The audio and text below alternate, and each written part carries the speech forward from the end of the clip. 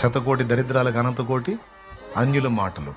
అరే దేవుణ్ణి ఎరగని వాళ్ళే అంత చక్కగా నారు పోసిన వాడు నీరు పోస్తాడని, శతకోటి దరిద్రాలకు అనంతకోటి ఉపాయాలని వాళ్ళు చెప్పుకొని ధైర్యంగా ఉంటే, జీవం గల దేవుడివి ప్రభా నువ్వు నాకుంటే నాకు భయం ఏంది తండ్రి, ఏదైనా నువ్వు చూసుకుంటావు నాయన, నేను ఏమేదే అనుకుంటున్నాను ప్రభా, నీట ముంచిన పాల ముంచిన నువ్వే తండ్రి నాయన, అన్నీ నువ్వు చూసుకునే దేవుడు అయి ఉన్నావు నాయన.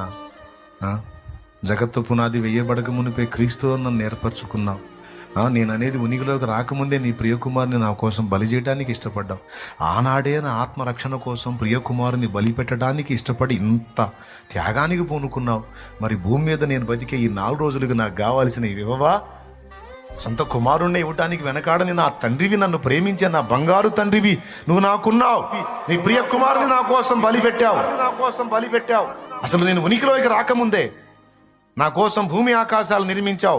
ప్రకృతి, చెట్లు, పక్షులు, పశుపక్ష్యాదులు, జంతువులు, చేపలు సమస్తం నా నిమిత్తం ఏర్పరిచి నీ కుమారుని బలి కూడా నా కోసం డిసైడ్ చేసి అన్నిటినీ నా కోసం ఏర్పాటు చేసి ఇంత ప్రేమను నా ఎడల కనపరిచిన నువ్వు ఈ భూమి మీద నా మనుగడకు, నా బిడ్డల మనుగడకు కావాల్సిన ఇవ్వవా?